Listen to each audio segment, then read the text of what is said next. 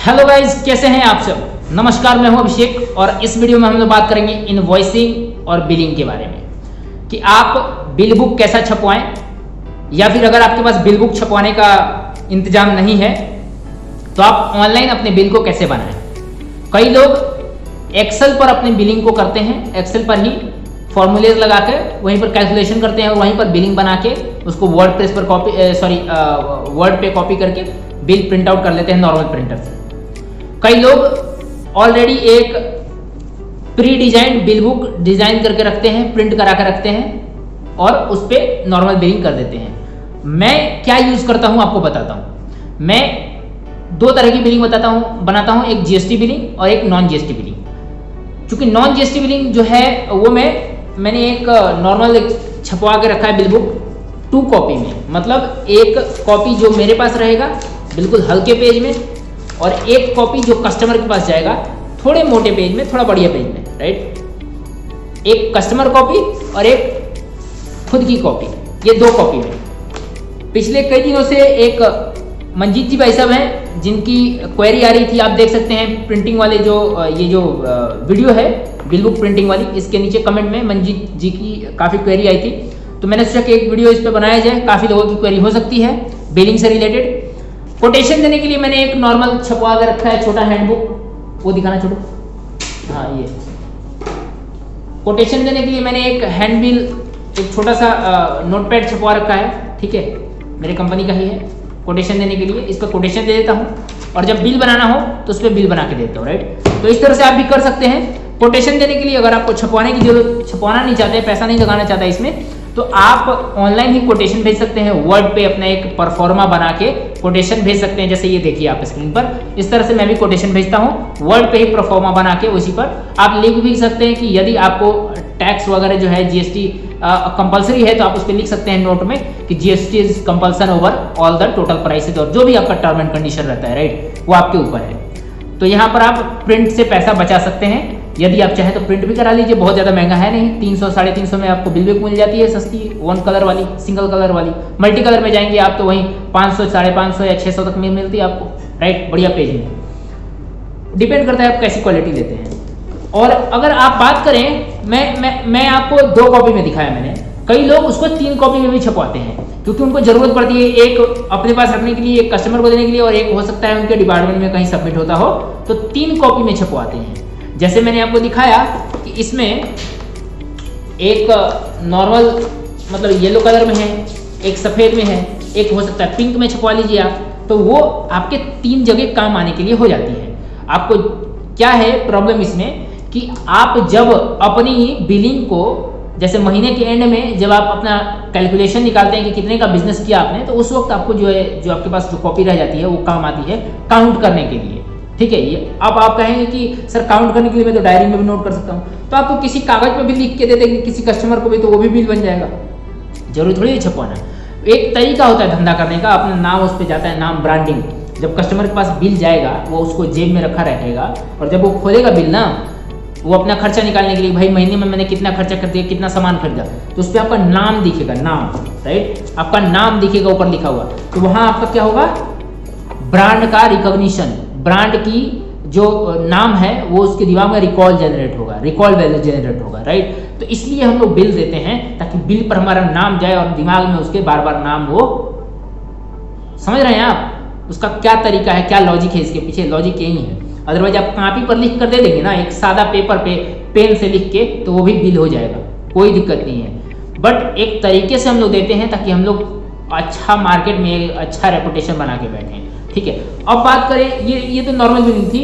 हाँ, वैसे ही क्या है, जैसे कुरियर कंपनीज की बात करें तो कुरियर कंपनीज ना 4-4 कॉपी 5-5 कॉपी बनवाती हैं अपने बिल की। जैसे मेरे पास एक कुरियर कंपनी है जो 3 कॉपी में इनका बिल बनता है, मैंने छपवाया इनके लिए। ये देखिए, इनवॉइस नंबर 171, ठीक है, पहला कॉपी, इनवॉइस नंबर 171 दूसरा कॉपी, इनवॉइस नंबर 171 तीसरा कॉपी, और उसके बाद फिर इनवॉइस नंबर 172 आ जाएगा। इससे पीछे का मैं दिखाऊं आपको तो इनवॉइस नंबर 170 है, ठीक है।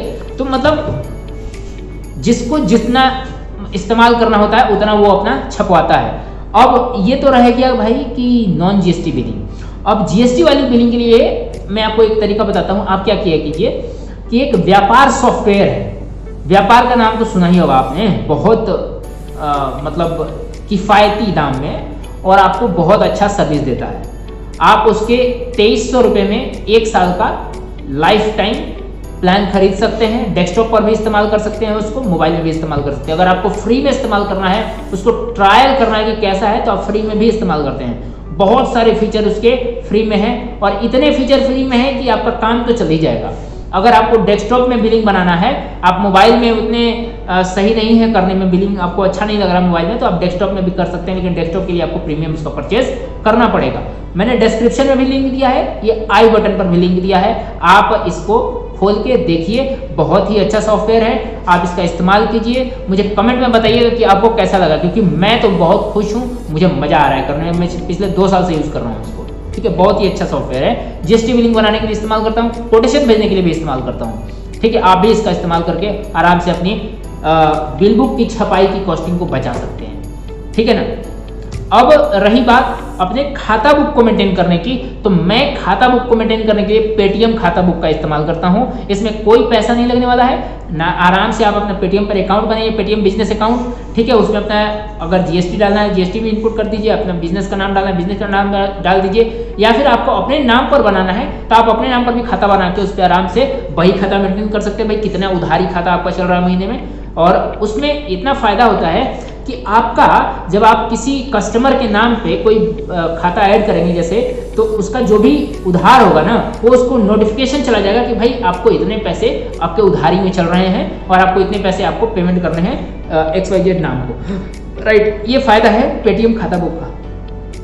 व्यापार बिजनेस में भी यही सेम फायदा है कि जब आप किसी बिजनेस को किसी पार्टी को वहाँ पर ऐड करेंगे, तो पार्टी का डिटेल आप फिल करेंगे वहाँ पर, मोबाइल नंबर, ईमेल आईडी, उनका GSTIN, नाम, address, shipping address, billing address, ये सब कुछ आप वहाँ पर मेंशन करेंगे। मेंशन करने के बाद जब आप उनका बिल ऐड करेंगे वहाँ पर, तो आपको उसमें ना भेजने की जरूरत नहीं है, उनको मेल करने की जरूरत नहीं है, उनको भेजने की जरूरत नहीं है, क्योंकि वो सॉफ्टवेयर अपने आप ही ऑटोमेटिकली वहाँ पर आप एक बार सेट कर देंगे कि ऑटोमेटिकली ये चला जाए वहाँ पर अपने मैसेज में या फिर व्हाट्सएप पर या फिर ईमेल पर, तो अपने आप ही उनको बिल अपने आप सेंड हो जाएगा, ठीक है। आपको भेजने की आवश्यकता नहीं है।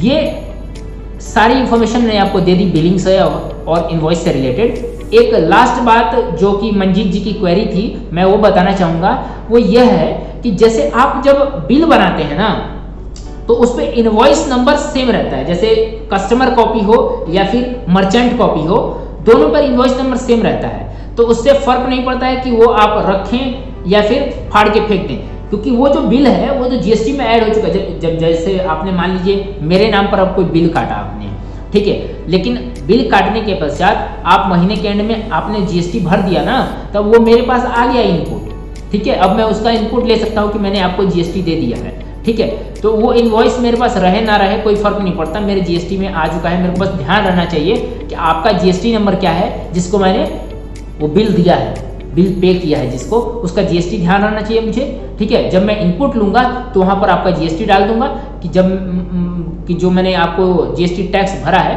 वो मेरे को वापस इनपुट में मिल जाए, ठीक है। तो मुझे लगता है कि यहाँ तक मैंने आपकी प्रॉब्लम को सॉल्व कर दिया है। अगर आपको मन में अभी भी कुछ क्वेरी रहती है, कुछ ख्याल रहते हैं, तो प्लीज़ कमेंट करके बताइए। मैं उसके ऊपर भी कोशिश करूंगा कि या तो कोई ब्लॉग में आपको डाल दूं, अगर ऐसा प्रॉब्लम रहेगा कि नहीं वीडियो के माध्यम से ही बताया जाए तो वीडियो के माध्यम से बताऊंगा, या फिर ब्लॉग लिख के आपको नोटिफिकेशन डाल दूंगा कि आप वहाँ से ब्लॉग पढ़ सकते हैं। तो उम्मीद करता हूँ दोस्तों आपको वीडियो समझ में आया होगा। अगर प्लीज़ आपको वीडियो समझ में आए तो प्लीज़ वीडियो को लाइक करें, अपने आस पड़ोस व्यापारी भाइयों के साथ जरूर शेयर करें। वीडियो पर नए हैं, हमारे चैनल पर नए हैं, तो हमें सब्सक्राइब करके हमारी मदद करें। हमारा एक प्रयास रहता है आप सभी को मदद करने का, फ्री ऑफ कॉस्ट। मिलेंगे नए वीडियो में, अभी तक के लिए आपका बहुत बहुत धन्यवाद।